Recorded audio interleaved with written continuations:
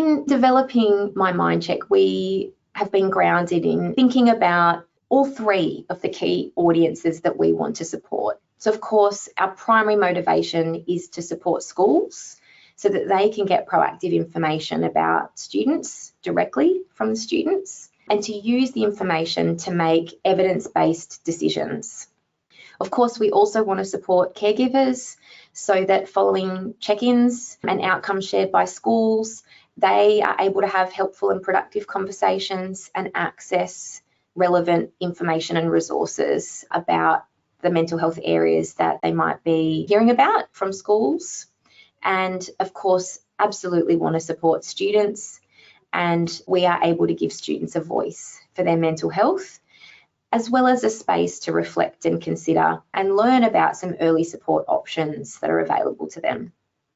That's quite some challenge that we set ourselves. And of course, this work has been the result of a huge number of people's contribution. And so I just want to acknowledge that I'm one of a very large group of people that I'm really proud to work with every day, who are really passionate about supporting schools and students in this space. So I have already shared with you the background of the robust nature of the research that we've undertaken, but that was really only the beginning. So what we've done since then is we've worked on extensive stakeholder consultation. We've had over 90 meetings across the country. We've had user validation input from a whole range of different end users, teachers, administrative staff, principals, teachers that work in the wellbeing space, and incorporated a huge number of changes and advancements to address their feedback and to make sure that we can ensure that this initiative is as positive and beneficial as possible. And we will continue to look at evaluating and refining what we do so that we can always be offering a quality service to schools across the country. And so as a result of that process, which was very extensive and rigorous, I'm really pleased to say that the end users that we spoke with, 99% of them felt that my mind check would be valuable for their school. And so what we've done is we've taken what a very basic school-based check-in survey, and we've turned this into a digital offering that we hope will work across the nation. And so it involves a simple 3-step process for schools.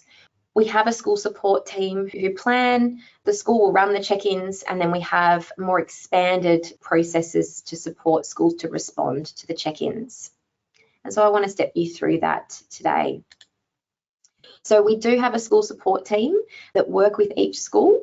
They help each school to think about their own wellbeing priorities and strategy, to think about their capacity, and to make sure that we're setting up a school for success in doing these check-ins. And we are available across the country 8 till 4 school days. Once we've done that planning with the school to think in advance about these considerations, we've then developed a system that enables really simple check-ins to be done during school hours.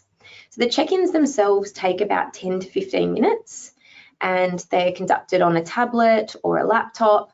And you'll see here that there are essentially a number of different packages. So we've packaged up the tool to reflect the developmental trajectory, and we are available all the way from foundation year all the way to year 12.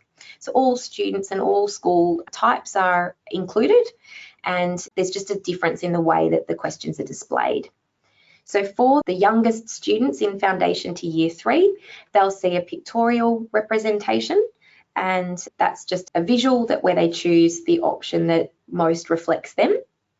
And for our older students from years 4 to year 6, it's a written display with a simple statement asking them whether they have experienced any particular element that we're asking about over the last few weeks.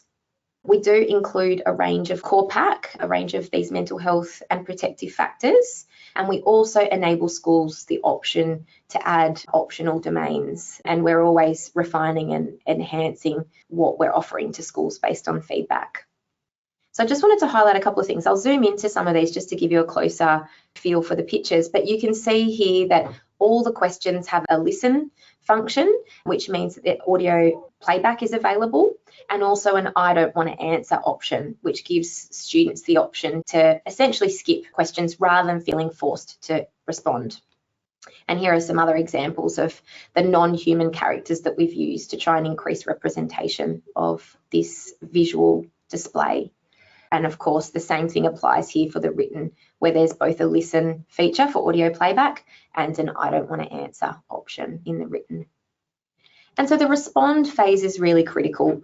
And this is where we step schools through what they do after a check-in. And again, really simple framework here where the emphasis is on sharing back, so reviewing, sharing back the outcomes and documenting that process. And then if schools would like to, we've also enabled them to consider in-school programs that they might want to address student needs.